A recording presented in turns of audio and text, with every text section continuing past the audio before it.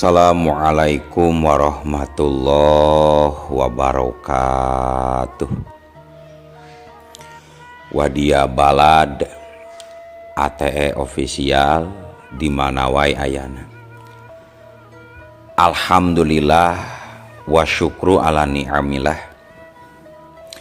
Kalayan diwuwuh ku Qobul anu maha agung, dibarengan ku pangijabah anu maha kawasa, diiring ku kadeudeuh kanyaah Gusti anu maha suci.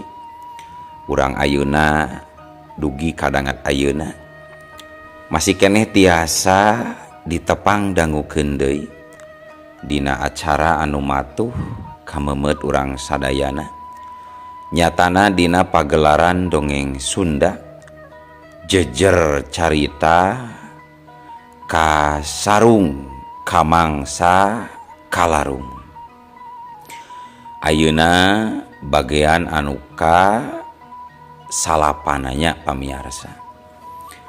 Ieu dongeng mangrupikeun buah karyana Kakang Ian Aditya ti palihan Rancah Ciamis. Kangge Kang Ian ngahaturkeun rewu nuhun laksaketik kabingahan rehna parantos ngintunkeun naskah sekaligus ngawidian mamang kangge medar ieu dongeng dina tepas ATE official ieu. Atuh sumangga kanu teu acan subscribe kantun subscribe heula, ngarah langkung pogot sareng langkung sumanget deui ka si mamangna dina enggoning medar ieu dongengna. Nging hilap di like di komennya nu saseueur-seueurna. Laina naon, mamang masok bingah kitunya.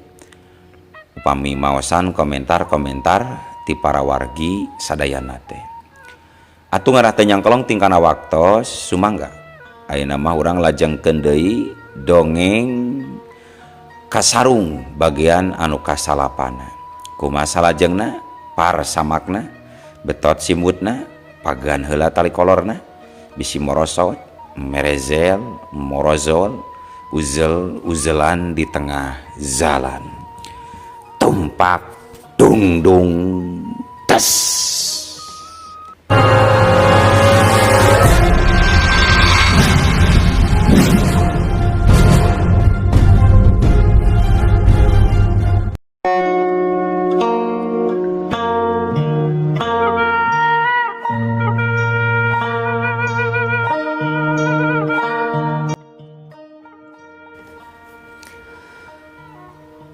Ayeuna urang caturkeun heula ngeunaan kajadian anu aya di kuleuneun nagri Margapura, tepatna di Kadipaten Indraprasta.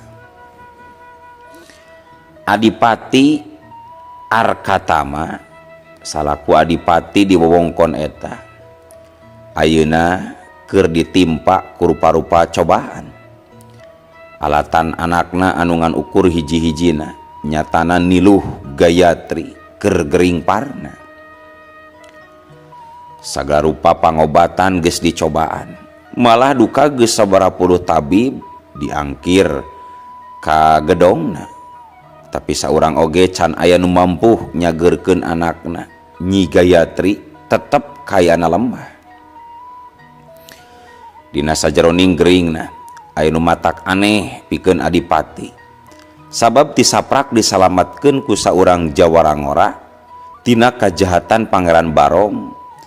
Kayaan Nyi Gayatri muwuh panas luhur sarta sok gundam menyebutkeun hiji ngaran Andika. Kanyataan eta tangtuna pikeun adipati Arkatama muwuh mawa bingung kulantaran teu nyaho kudu kamana maluruhna jawarangora anu katelah Andika teh. Nya kapaksa jalan hiji-hijina anu ditempuh, Adipati Arkatama ngayakeun saembara pikeun neangan Andika. Kalayan teu butuh waktu lila, bewara ngeunaan saembara eta ganjang pisan sumeberna nerkab ka unggal tempat. Gambar Andika dina daun lontar loba nabing di unggal tempat karamean.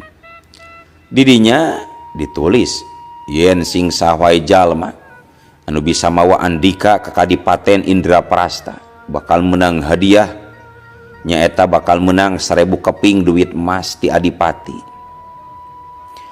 Ngan hanjakal dina prak-prakana saembara eta malah jadi musibah kulantaran jadi loba pasea jeung saling musuhan.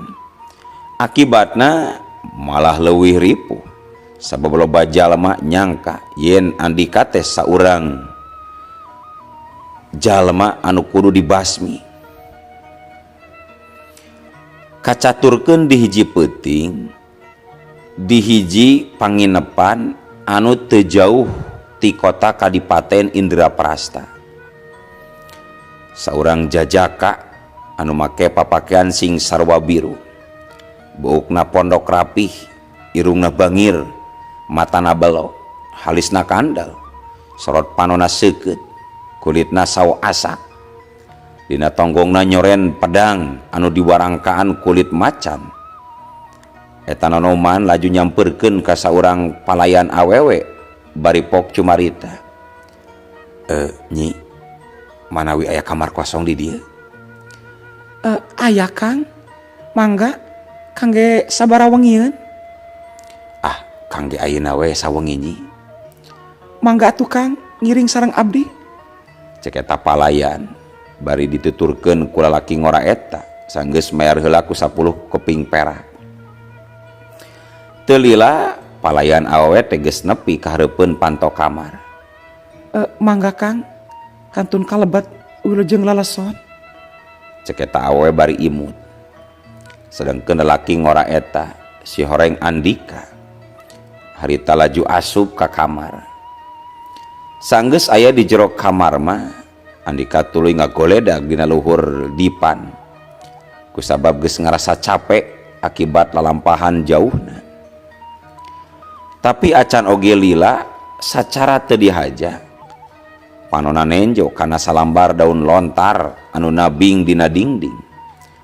Panonna molotot bari gentak ngorejat waktu nenjo gambar jeung tulisan dina eta lontar. Sial, na irah mimitina aing dijadikeun bahan saembara. Alamat dicilakaeun ieu mah. Bener-bener edan dunia teh. Cek Andika kukulutus bari tuluy diuk dina sisi dipan. Sabot keur kitu na atuh ari brak. Sapada harita panto enggon teh rujat alatan aya nu ngadobrak ku saurang lalaki jangkung gede. Beungeutna budi amprotan gereng dina leungeunna nyekel bedog panjang. Di mana ilaing Andika? Ulah nyumput sia, gancang keluar Andika. Sentak eta lalaki. Lantaran nalika ngadobrak pantet teu nenjo aya jalmaan. Dina pada eta, padahal Andika aya di luhureunna ngahajan naplok na lalangit. Saterusna tanpa nimbulkeun sora, Andika laju kalayang. Wut peletak. Gagang pedangna narok kana bebatok eta lalaki nepi ka ngagoak. Alatan kaget jeba nyeri karasana lieur 7 kuriling. Wadaw, jadol ja make ngabongohan sia jurig. Cek eta lalaki ambek bari wuut nyebetkeun bedog panjangna ka luhur. Plos soloyong. Awak si lalaki jangkung gede teh laju nyoloyong ka bawah ku tanagana sorangan lantaran Andika rikat nyingcat. Kurang ajar. Mentong kabur si Andika. Cek eta jalma deui bari malik. Tapi barang jeung kitu trak tarangna ditakol deui ku tonggong pedang Andika. Aduh, jurig si aduh. Sirah aing menang mitrahan ditakolan wae aduh. Cek eta jalma kalayan teu dibere kasempetan sacara kilat tungtung pedang Andika geus nampeu dina ti koro eta jalma. Sret. Sok sebutkeun sia. Saha anu geus nyieun ieu saembara? Sentak Andika bari nekenkeun tungtung pedangna. Munang ancaman kitu pikeun eta jalma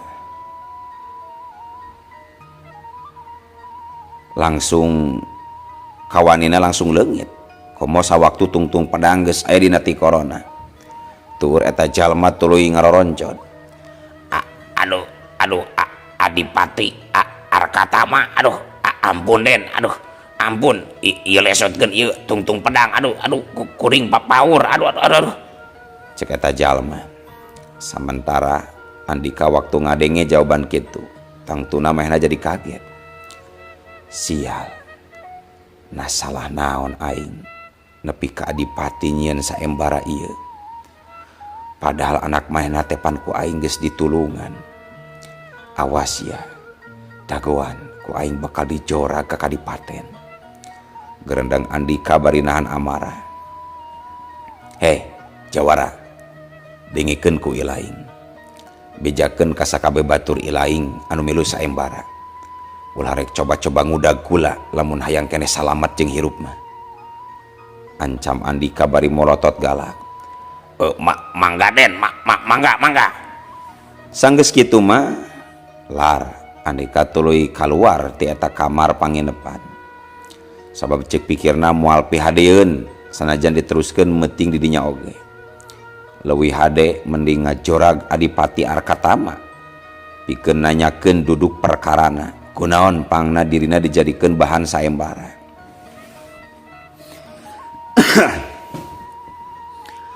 Para wargi sadayana sapoe ti harita beja ngeunaan Andika geus aya di wewengkon Kadipaten Indraprasta geus sumebar ka mana-mana. Nepi ka dina hiji waktu nalika Andika keur aya dina lalampahan, tepatna keur aya di leuweung Pines dina jalan Satapak anu brasna ka Kadipaten Indraprasta. Sakonyong-konyong sasosok kalangkang hideung ngalayang di antara pucuk Pines. Kalayang gaya bag. Gerakana lemes naker meh ampir teu nimbulkeun sora. Nandakeun yen eta jalma teh saurang jawara anu linuhung elmuna. Tapi sok sanajan kitu pikeun Andika lain teu nyaho kana kehadiran eta jalma. Ngahaja manehna api-api.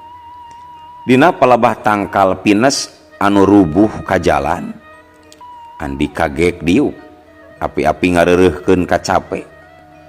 Bari ngagebar-gebarkeun dampaleungeunna saolah-olah keur ngaleungitkeun rasa bayeungyang dina awak.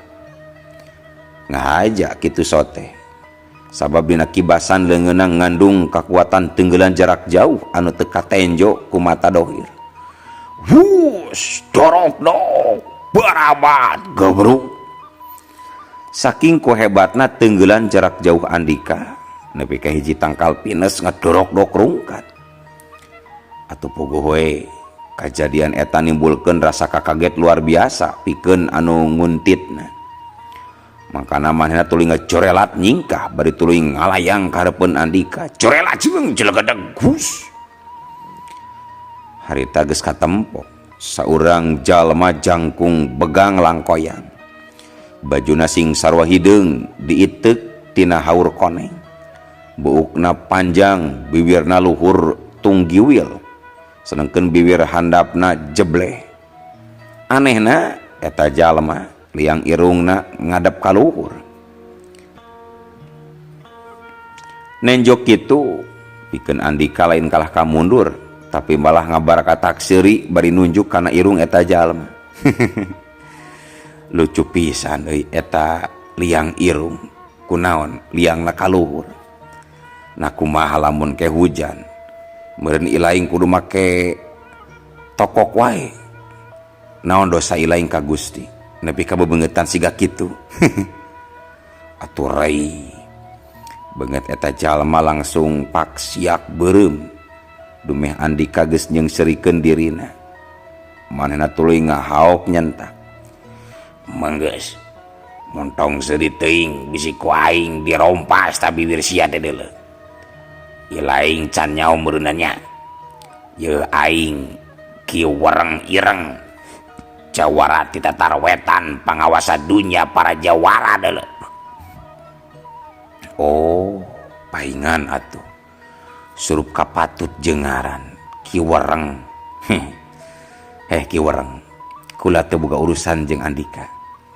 Leuwih hade Andika indit batalkeun ngilu saembara sabab kula teu boga salah ka Adipati.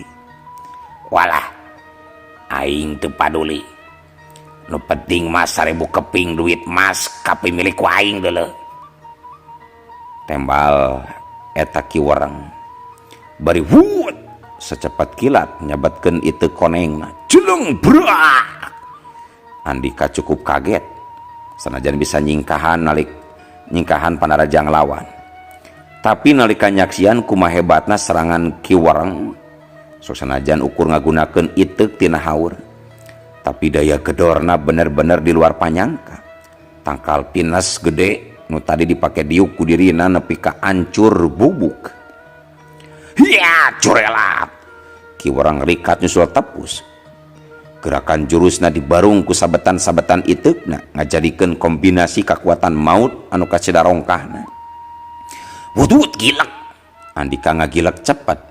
Sawaktu dua serangan iteuk Ki Wereng nyecer blas pelawas du. Serangan kahiji bisa disingkahan, tapi serangan nu kaduana Andika kudu ngaku karena kacepetan jurus Ki Wereng. Iteuk haur ngapintih kana palipisanana. Bu galeong, Andika ngagaleong ka kenca. Tetenjoana sakadapan mah jadi bureng. Tina salabiwirna ngalai getih kental. Jeleng jurelat. Harita Ki Wereng gancang nyusul tepus. Tungtung iteukna nyurubuk rek ngalati koro Andika, tapi trak celeng. Giliran Ki Wereng anu meclang neunggar tangkal pinas.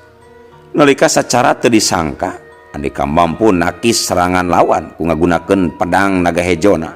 Cebrot gudubrak. Harita Ki Wereng namru sakedeung. Tapi kurinjal gancang hudang deui. Napasna ngahegak panonna mureleng ganas nah hatena ngagerentes. Edan tetela si wawalak teh hebat pisan geuning elmuna. Asa kakaraeun iteuk aing teu mampu ngalumpuhkeun sasaran. Hayang nyaho ku aing rek dicobaan make jurus iteuk mabok jagat sia. Sanggeus ngagerentes kitu sabrut Ki Wereng ngelaju narajang deui. Jurus-jurus jeung tanaga lapisanana leuwih rongkah tibatan tadi. Iteuk haur pating saleber teu jauh beda seperti kalangkang saking ku cepetna. Wer lep.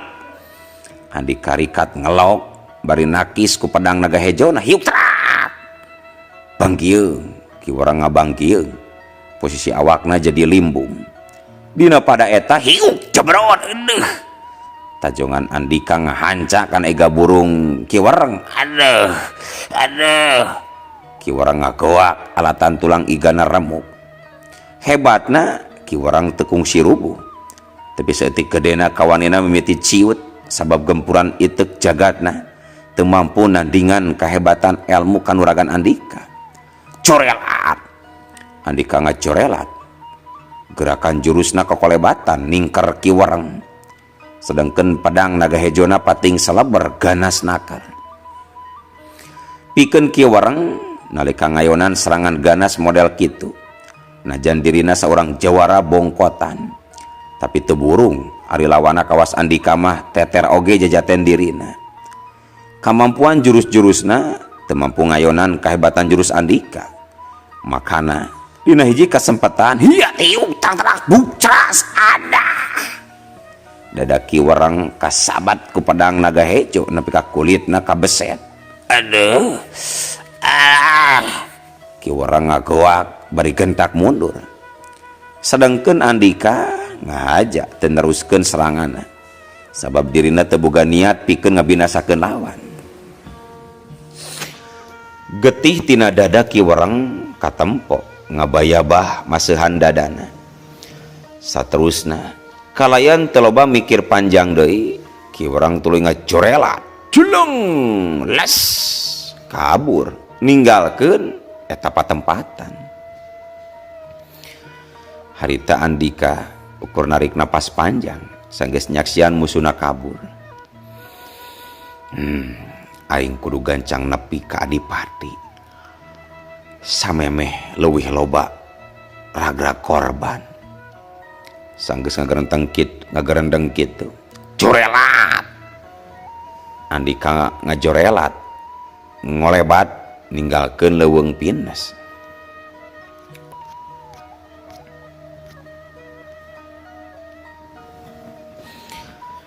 Sanggeus tarungna jeung Kiwereng, Andika neruskeun di lalampahanana nuju ka Kadipaten Indraprasta. Sedengkeun harita kaayaan di gedong keadipatian, seorang telik sandi keur ngadeheus ka Adipati Arkatama, kadengi Adipati keur cumarita.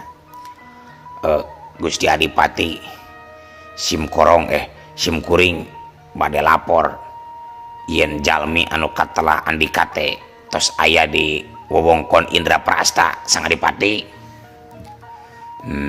Lamun kitu siapkeun rombongan pikeun nyambut kadatangan manehanana.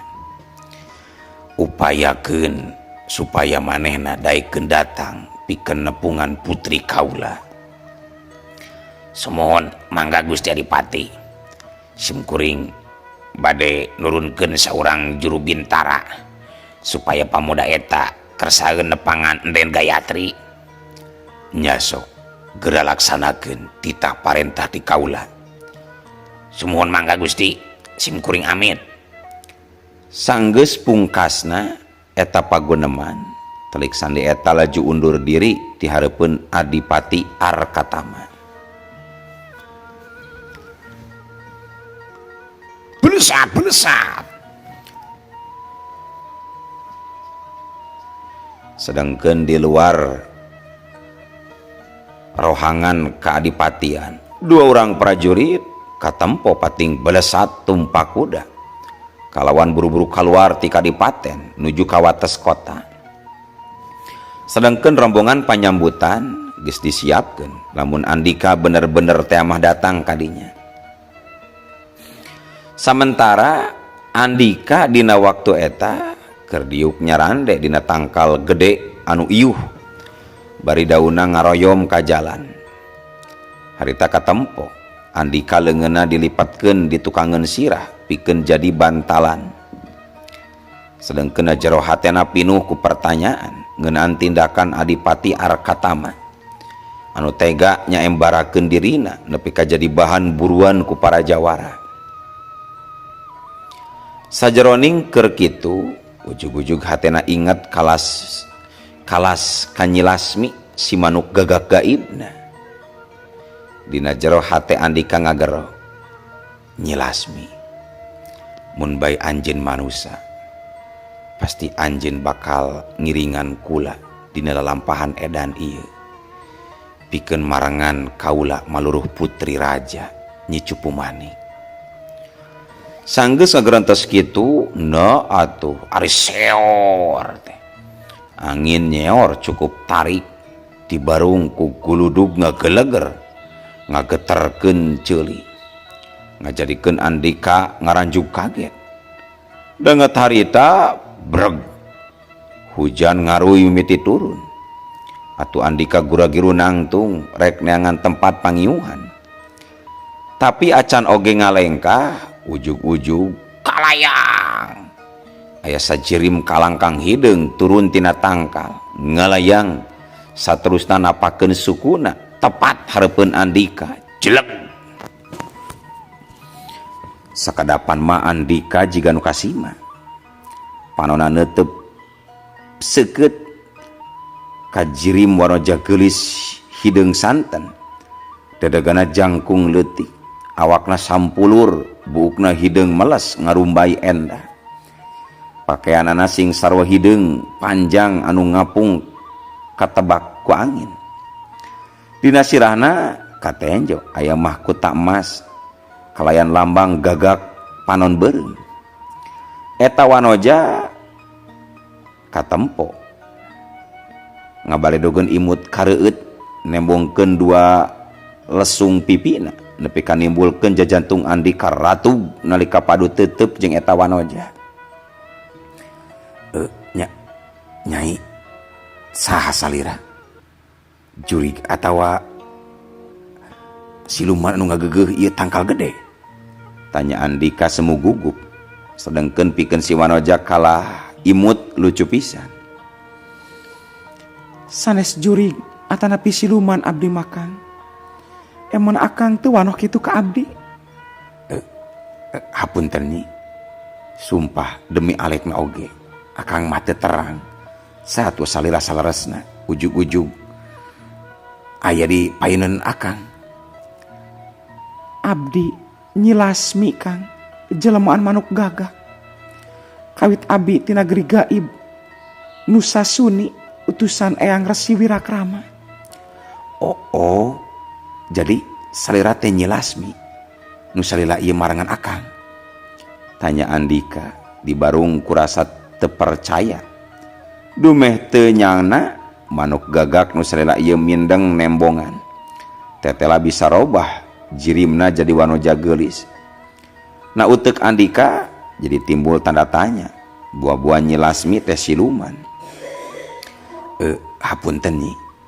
Lamun akang lancang, tapi kumaha caritana salira bisa robih jadi manuk? Kang, salaresna abdi sanes manuk. Abdi sami makhluk siga akang, tapi ti golongan jin abdi makan. Oh, golongan jin. Tapi kunaon salira sok ngajirim jadi manuk gagak? Eta mangrupikeun salah sawios kamampuan abdi pikeun ngarobih wujud. Abdi ditugaskeun ku Eyang Resi Wirakrama kangge salawasna ngarencangan akang. Walon Nyi Lasmi bari neuteup pinuh harti ka Andika. Satuluna Nyi Lasmi tungkul nalika Andika ngadeuketan ka manehna. Nyi Lasmi, langkung sae salira teu kadah robih deui wujud janten gagak. Akang leuwih suka salira dina kayan kieu Nyi Lasmi. Danget harita gah Nyi Lasmi ngangkat beungeutna. Kalayan teu bisa disingkahan deui. Dua pasang panon nonoman beda alam padu teuteuk. Sapada harita aya geter rasa aneh sumelap dina hate Andika. Rasa anu teu pernah aya samemehna. Kitu deui pikeun Nyi Lasmi jajantungna ngaguruh ku rupa-rupa perasaan nu salila ieu aya dina jero hatena. Dina hate leutik Nyi Lasmi teu mungkir yen dirina geus kapincut ati kapentang asmara. Hatena neundeun rasa ka Andika ti saprak patepung munggaran nalika aya di dasar jungkrang sawaktu nyalametkeun Andika. Harita Nyi Lasmi imut, hatena ngarasa bagja. Sorot panona ngagambarkeun pangharepan gede ka Andika. Kang, hapunten abdi. Abdi moal tiasa salawasna aya sapertos kieu. Kumargi urang benten alam Kang. Walon Nyi Lasmi bari nyuuh kana dada Andika. Kang, Muhun kumaha nyi? Tanya Andika laun bari ngusapuk Nyi Lasmi. akang ayeuna tos aya nu ngantosan ku putrina Adipati Arkatama. Putri Adipati Arkatama maksa salira teh Nyiluh Gayatri? Tanya Andika jadi tengarti karena maksud caritan Nyi Lasmi. Kusabab kapan bapana oge keur ngudag dirina nepi ka dijadikeun bahan sayembara. Leres Niluh Gayatri Kang nuju ngantosan. Cek Nyi Lasmi ni ngawalon. Nah bade aya naon kitu nyi? Sakedap di oge akang bakal terang jawabanana.